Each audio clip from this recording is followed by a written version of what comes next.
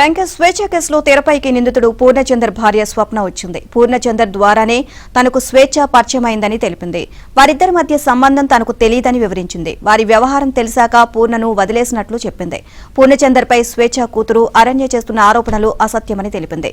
అరణ్యను పూర్ణచందర్ సొంత కూతురులా చూసుకున్నాడు అని చెప్పింది. స్వేచ్ఛ తనను మానసికంగా టార్చర్ పెట్టిందని, తన భర్త నిర్దోషి అని తేల్చి చెప్పింది.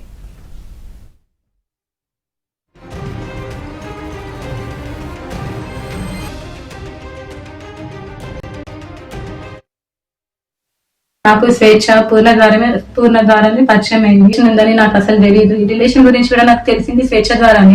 తను నాకు ఫోటో పెట్టడం ద్వారా తెలిసింది. నేను పూర్ణను అడిగాను ఏంటిది అని చెప్పేసి అడిగితే చెప్పాడు. చెప్పినాక నాకు ఆయనకి గొడవలు స్టార్ట్ అయింది. నాకు ఇంకా తెలిసింది ఏంటంటే అక్కడ కూడా తనతో గొడవలు ఉంటున్నాయి అని చెప్పేసి అంటే ఇంకా నేను ప్రెషరైజ్ ఆయన ఎందుకు ప్రెషరైజ్ చేయాలి అని చెప్పేసి నేను ఆయనను వదిలేశాను. అరణ్య మా ఆయన మీద చేసిన ఆరోపణలు చూసి నేను తట్టుకోలేక నేను ముందుకు వచ్చాను. స్వేచ్ఛ కూతురు అరణ్య మా ఆయన మీద నిందలేస్తుంది. ఆ నిందలు నేను చూసి తట్టుకోలేక నేను వచ్చాను బయటికి. నా పిల్లలతో పాటే అరణ్యను కూడా చూసుకున్నాడు. తనకి స్కూల్లో జాయిన్ చేశాడు, ఫీజులు కట్టాడు. నా పిల్లలకి బట్టలు తీసుకున్నప్పుడు ఆయన కూడా తీసుకునేవాడంట.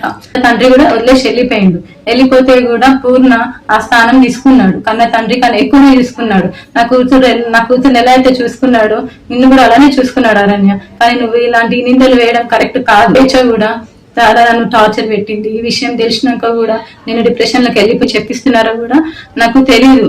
కానీ ఇవన్నీ చేయొద్దు అరణ్య. నువ్వు మా ఆయన మీద నాకు నమ్మకం ఉంది. ఆయన అంత చెడ్డ మనిషి కానే కాదు. ఇంత చేరదీసిండు నిన్ను అరణ్య. మీ మమ్మీని ఇంత చేరదీసినా కూడా నా బతుకుని మీ మమ్మీ ఏం చేసిందమ్మా? తీసుకుపోయి మమ్మల్ని రోడ్డు పాలు చేసేసింది. నాకు కోర్టు మీద నమ్మకం ఉంది. మా ఆయన నిర్దోషి. నేను ఆయన ఎలాగైనా